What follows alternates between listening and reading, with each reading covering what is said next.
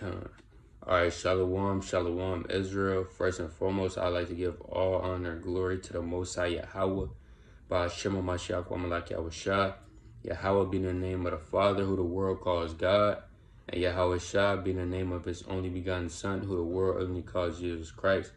And the topic of this video is going into fake friends, right? Trust issues, right? Because you got to watch these people that's around you, right? You can't trust everybody. Everybody is not your friend, right? The deceitful man have many trains, right? You can't even trust brothers in this truth.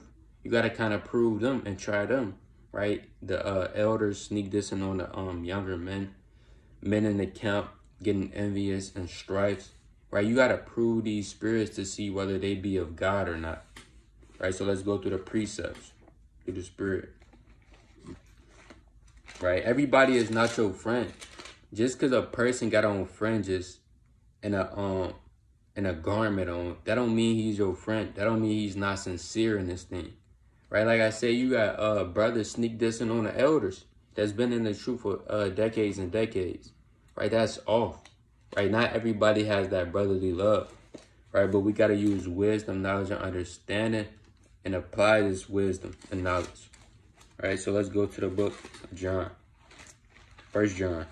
4th chapter. Through the spirit.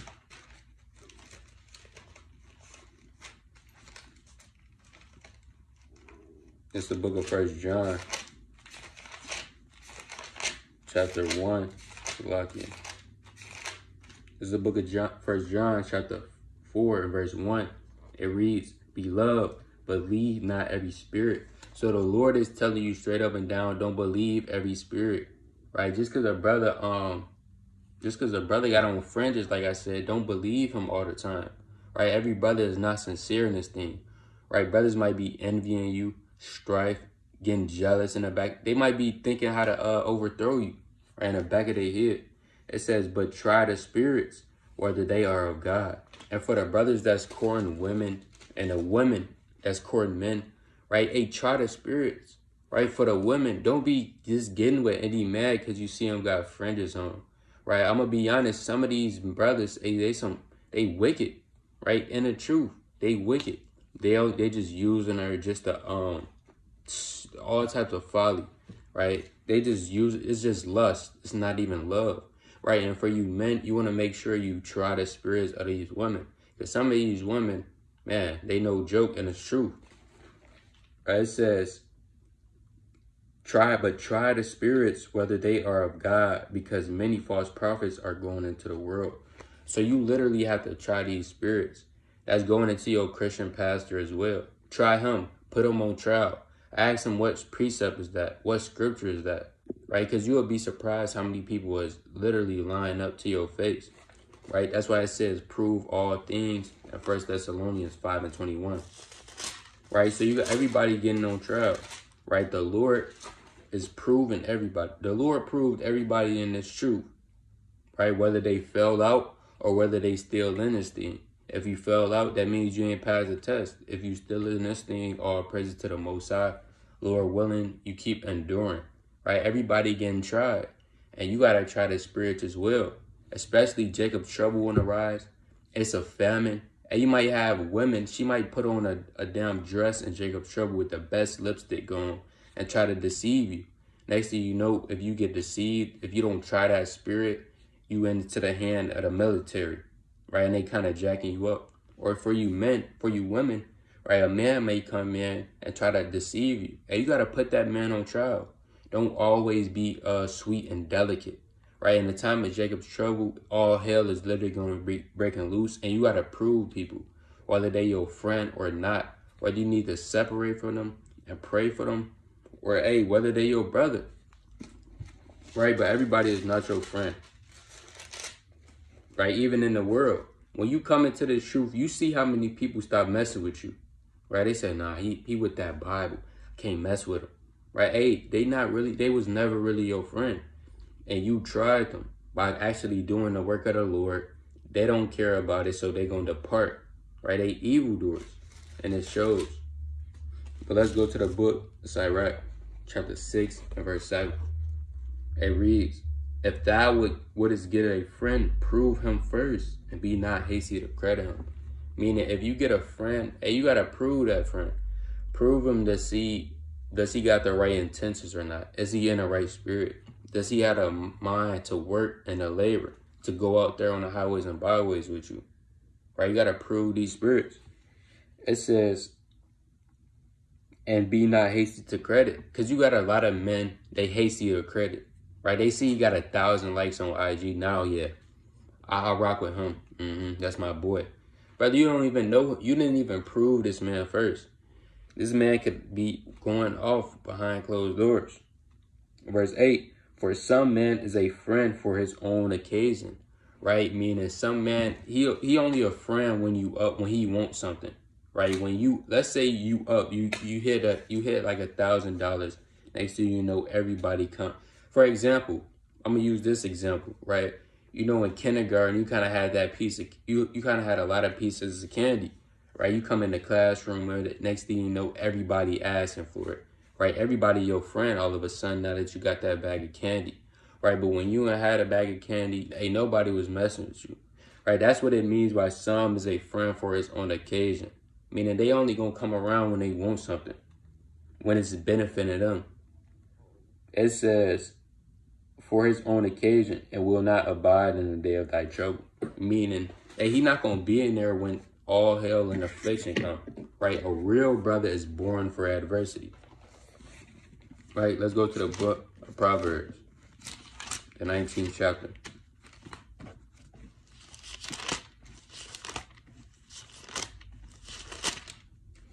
It's the book of Proverbs, chapter 19, and verse 4.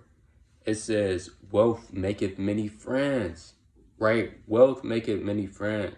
You might be physically rich. Next thing you know, you got a whole bunch of shorties kind of just start they kind of coming up to you, right? They say, hey, I know you got some money. You looking good. You want to take me out, right? Wealth maketh many friends. It says, but the poor is separated from his neighbor, right? The poor man, he's separated from his neighbor, right? He's despised. Right? The Lord not dealing with that.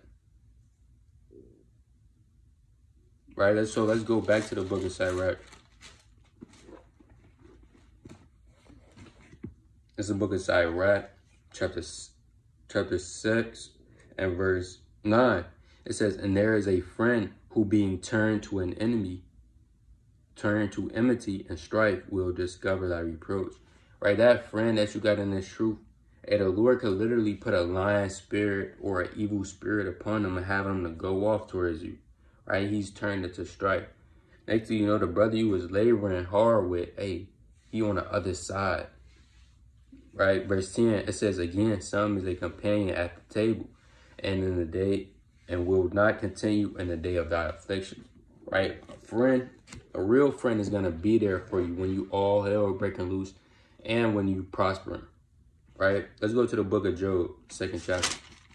I guarantee you right now, and brothers probably already know, right, if you've been in this thing for a while.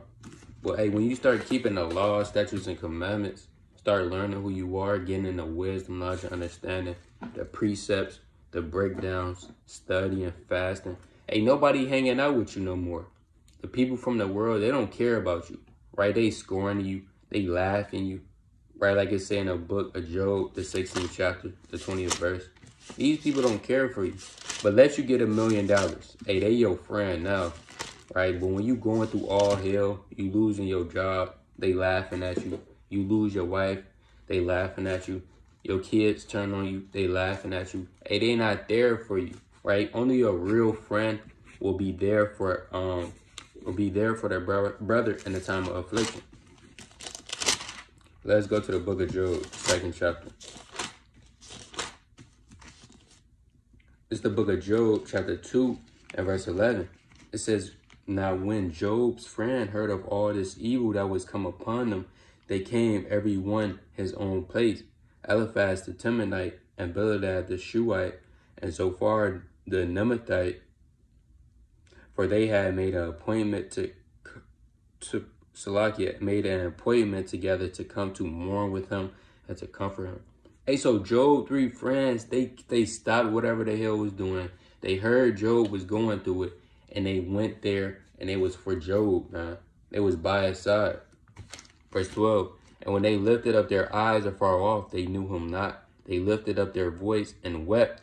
They rent everyone his mantle and sprinkled dust upon their heads toward heaven. So they sat down with him upon the ground 7 days and 7 nights, and none spake a word unto him, for they saw that his grief was very great. Hey, so when Job was going through it, his 3 friends automatically came. They said, we gonna fast with you, right? We gonna mourn, and we gonna do all we can. We gonna stop whatever we doing. You going through it, hey, we there right with you. Hey, that's a real friend in the scriptures, man. Hey, you see plenty of accounts. Hey, it get beautiful. This make you want to be there for your brethren more. All right, like Job friends was to him. Let's go to the book of John, 15th chapter. This is the book of John, chapter 15, and verse 13. It says, greater love have no man than this, that a man lay down his life for his friends. So you got to be willing to ask yourself, is you ready to lay your life down for the brothers in your congregation, right? For the elders in this thing, right? For your friends, period. Is you willing to lay your life down? Don't be willing to lay your life down only on a Sabbath day. Let's say, Monday you kind of getting drunk. You said, nah, he making me mad, right? And you have to, it said a good friend will lay his life down for his friends, man. That's beautiful. Right, let's go to the book of Sirach, 22nd chapter. Excuse me. This is the book of Sirach, chapter 22, and verse, I'm going to start at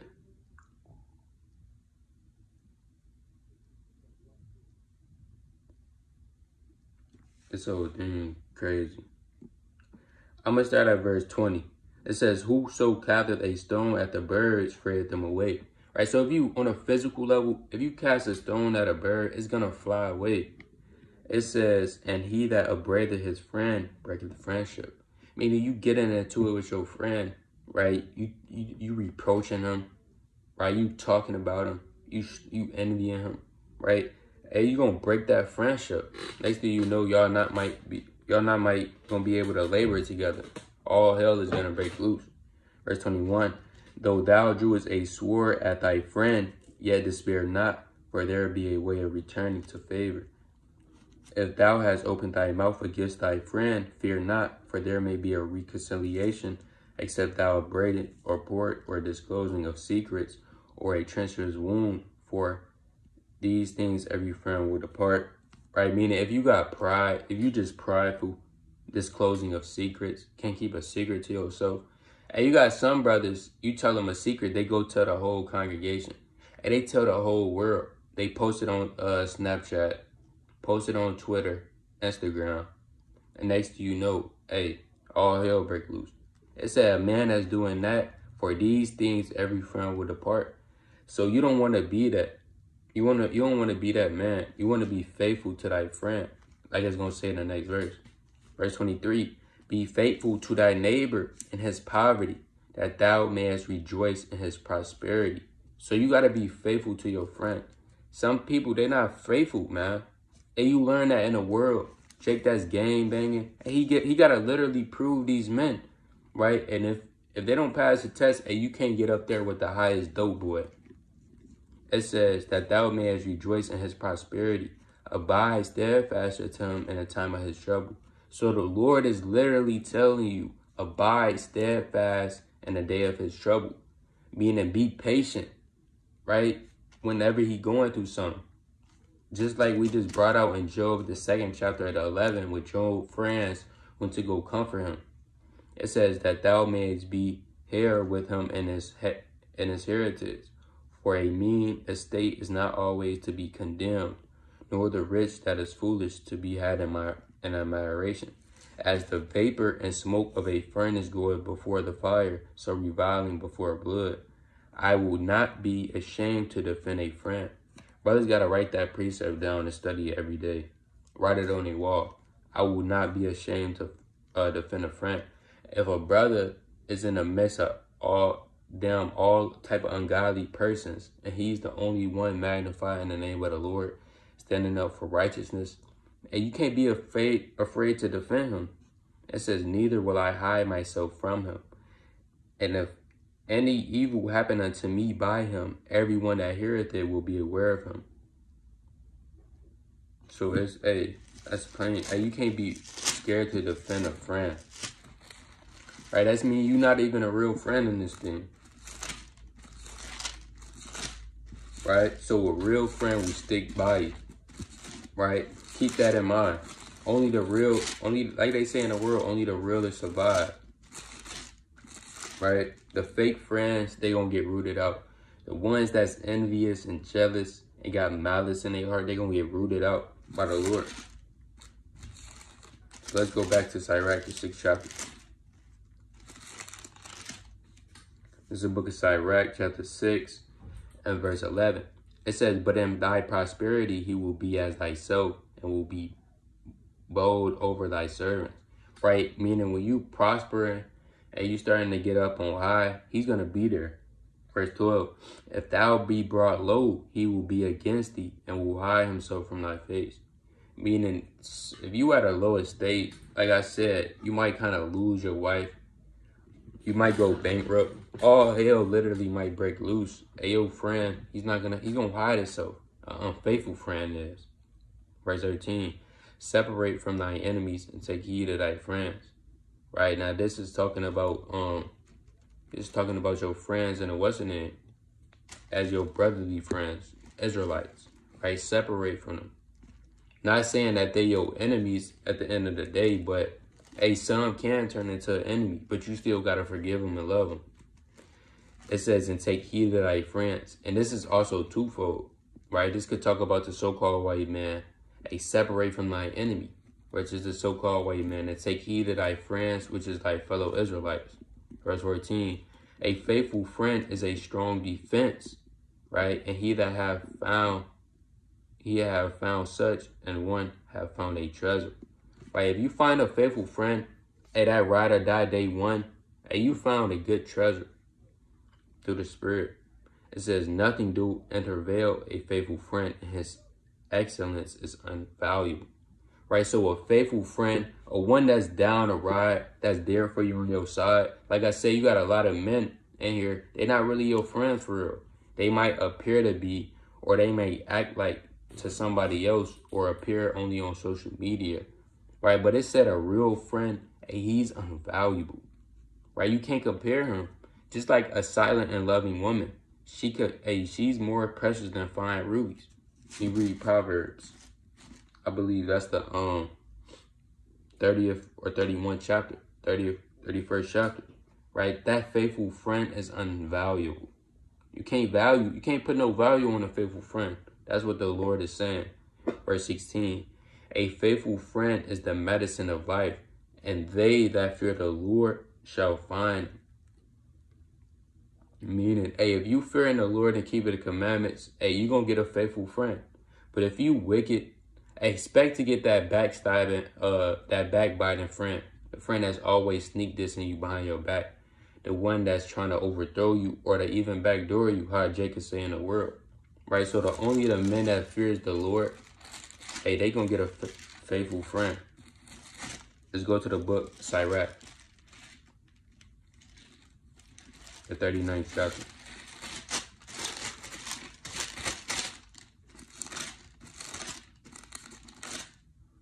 This is the book of Sirach, chapter 9. And I'm gonna start at verse, actually, I won't, Sirach 37, verse 1. It says, every friend saith, I am his friend also, but there is a friend which is only a friend in thy name. Hey, so you got a lot of people, they say, yeah, that's my friend, right? Yeah, I know him. We used to kick it back. Hey, Jake say that in the world. Jay-Z, my brother. Brother, Jay-Z, not your brother. They might say, Kimbo Slice, my cousin, right? It says, every friend saith, I am his friend also, but there is a friend which is only a friend in name. Right? It's a friend that's only a friend in name, right? Because you up top, right? You the top man, as you might be the top man at your biz at Coca-Cola, right? The CEO. Next thing you know, hey, people, they flocking to you. Or you might be a big-time rapper, right? They only your friend because of your name, right? If you weren't a big-time rapper, if you was a janitor at school, they wouldn't hang with you. And that's facts. Verse 2, is it not a grief unto death when a companion and friend is turned into the enemy? Right? Isn't it a grief, a burden? It's sad, man, when your friend turns to an enemy. Right? That's why you gotta try the spirit by the spirit. You gotta try these spirits, man. Try these people. Put them on trial. Ask them questions. Hey, hey, can you break this down? You're gonna have a lot of men crept in unawares. Like I said, you might have agents. Read Jude, the 1st chapter, the 4th verse. You might have agents come in through the spirit. Let me get that. I don't even want to quote it. Let me get that in the book of Jude. It's the book of Jude, chapter 1, and verse 4. It says, for there are certain men crept in unawares. Right? You're going to have certain men get crept in the camp unawares. Right? They going to put on the fringes. They going to have a beard. They going to have a beard oil. They might have a shofar on the hip. Right? But the whole time they an FBI agent. Seeing what you really seeing, trying to spy y'all out. It says, who were before of old ordained to this condemnation, ungodly men, turning the grace of our God into lasciviousness and denying the only Lord and our Lord Jesus Christ. So you're going to have men crept in unawares, working for the FBI agency. And like I said, these men, they might have on fringes. They might have on a headband. Some of these FBI agents, they might be sisters. They might have on a head wrap or a scarf. But you got to try these spirits whether they be of God or not. Ask them, hey, you know what this going into? You know, kind of break it down. If a brother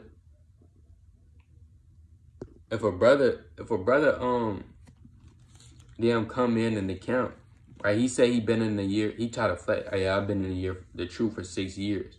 And you tell him to break down John 3:16, and he kind of looking confounded. Hey, he might be a brother crept in unawares. Something might be going on, right? If you ask him, okay, where's Christ's description at? What color is Christ? And show me. And he kind of looking in the book of Daniel, hey, or looking in the book of Genesis. He gonna kind of get confounded. But back to the book of Sirach, the 37th chapter. It's the book of Sirach, chapter 37. I'm gonna start at 2 again. It is a grief unto death when a companion and a friend is turned into an enemy. Meaning it's crazy, man. It's a grief. It's sorrowful. It's sad. Verse 3, O wicked imagination, whence camest thou, and to cover the earth with deceit? Meaning the Lord could literally put a wicked imagination into your friend or into that brother you be laboring with. Next thing you know, hey, he's envying you. Right? Like Saul did David. Verse 4, there is a companion which rejoiceth in prosperity of a friend, but in the time of trouble will he be against him. And we keep reading that throughout the scriptures. Right? In a time of trouble, he gonna be against you. Meaning, when all hell breaking loose, like I say, you might lose your car. You might have a 2020 Dodge Charger. When you lose that and you riding a Volkswagen 1978, not 1978, but 1989 Volkswagen, beat down a 01 Chevy, right? Hey, he might stop hanging around you. It says, verse 5, there is a companion which held it his friend for the belly, and taketh up the buckler against the enemy. Forget not thy friend in thy mind, and be not unmindful of him in thy riches.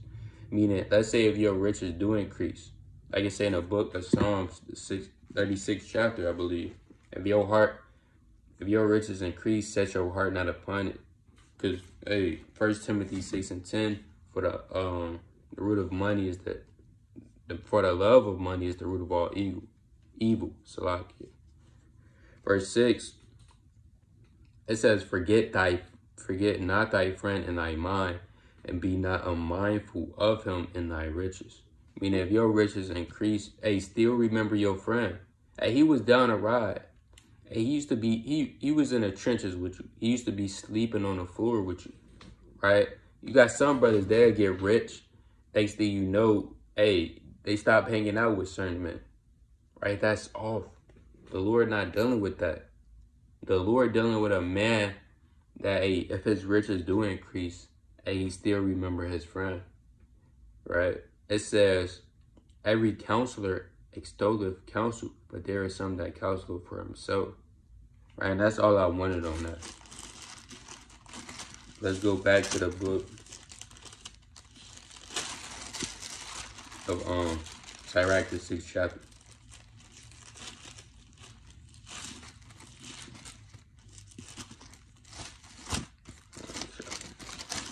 There's a book of Sirach. There's a book of Sirach, chapter 6, and verse. I'm gonna start at verse 17. It says, "Whoso feareth the Lord shall discreet his friendship aright. As he is, so shall his neighbor be.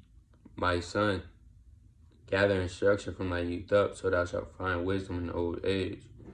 All right, let's go into a different what's the name, but let's go to the book Sirach, the 11th chapter. Hey, like the scriptures say, prove a friend. But this is the book of Sirach, chapter 11, verse 29. It reads, "Bring not every man into thy house." Meaning, don't bring everybody into your house. Don't tell everybody nothing, right? You got on a physical level, Jake, they'll bring somebody in a crib that they don't even know.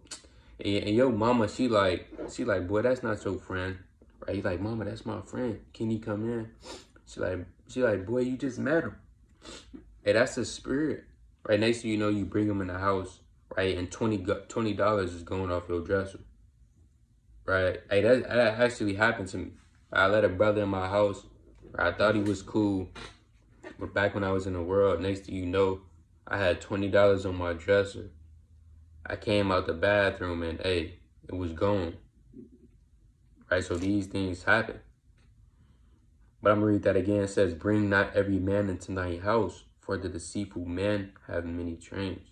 Right? He got many thoughts, right? Hey, it's a lot of things running through his head. I'm going to jump down to verse 33. I'm going to go back up to verse 29. It says, "Take heed of a mischievous man, for he worketh wickedness, lest he bring upon thee perpetual blot." Meaning, take heed of a man that's not on fire for the Lord. If a brother not on fire for the Lord, that's when you could start questioning him. Like, brother, what are you doing? Right? What is that you so caught up in is having you to not be on fire for the Most High. Right? So I'm gonna read verse 29 again. I'm getting another precept. This is the book of Sirach, chapter 11, verse 29. "Bring not every man into thy house, for the deceitful men have many trains." Right? So let's go to the book of 2 Kings. Right? Don't bring every man into your house. Every man don't got always good intentions. Like I said, just because he or she might have on fringes, that don't mean nothing. Right? You gotta literally try to mind. It's not about what you wear or how good you look or how cute you is, how good you smell. Right? It's about up here, and is your mind truly fixated on serving the Most High? That's all I care about. I don't care about what a brother wear.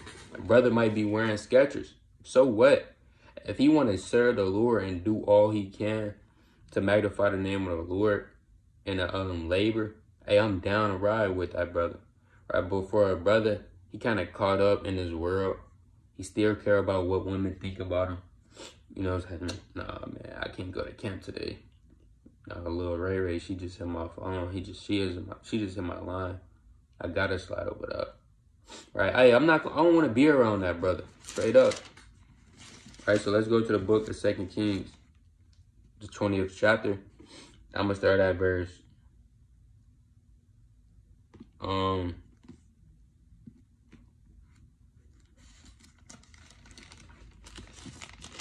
so like I believe I want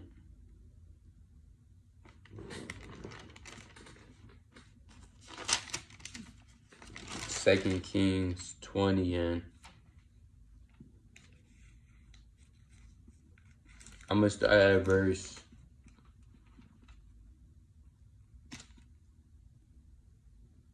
12. It says, at that time, Baladan, the son of Baladan, king of Babylon, sent letters and a present unto Hezekiah, for he had heard that he has been sick. Right, King Hezekiah, y'all probably already know, he was sick. He heard that he was sick unto death. Well, he was sick unto death, and he prayed up to the Lord. The Lord added 15 years to his life. Verse 13, and Hezekiah hearkened unto them, and shewed him all the house of his precious things, the silver, and the gold, and the spices, and the precious ointment, and all the house of his armor, and all that was found in his treasuries. There was nothing in his house, nor in all his dominion, that Hezekiah shewed him not.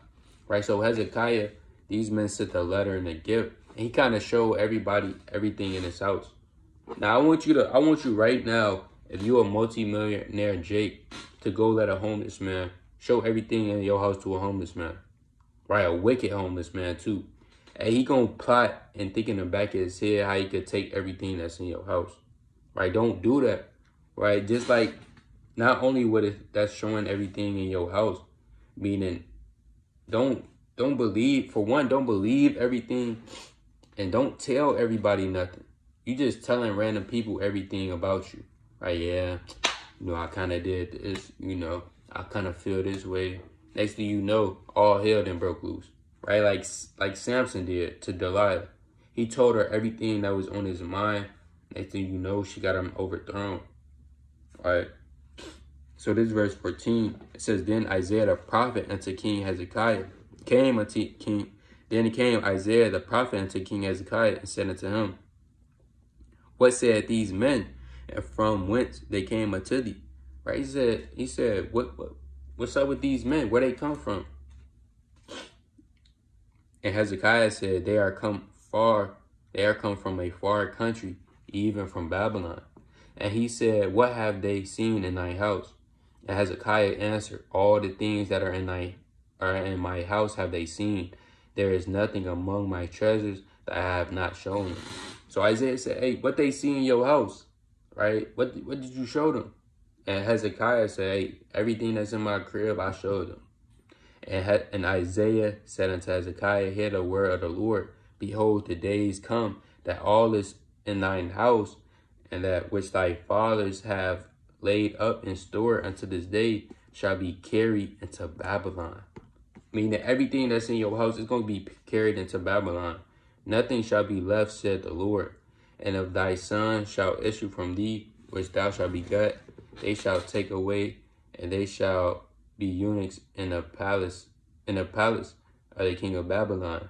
Then said Hezekiah unto Isaiah, good is the word of the Lord which thou hast spoken. And he said, is it not good if peace and truth be in my days? Right, but that's it on that. But the point is, hey, Hezekiah showed the men from Babylon everything that was in his house. Next thing you know, when you read on 21 and 22, hey, Nebuchadnezzar came through and took all of that. Right, so hey, this is a life learned lesson through the Spirit. Let's go to the book of Romans, the 15th chapter. You have to literally look at all these accounts and apply them, right? From Samson to Saul and David, right, to King Hezekiah. This is the book of Romans, chapter 15 and verse 4. For whatsoever things were written aforetime were written for our learning. Meaning everything that our forefathers went through, right, whether they went off or whether they did righteous things, hey, that's all for our learning. That we, through patience and comfort of the scriptures, might have hope. Meaning when we read these accounts, we can actually have hope, right? And actually apply this wisdom, knowledge, and understanding and what we learn from these accounts, man. Right? So don't trust everybody. Put them on trial first. Just like wisdom. Hey, she tries you.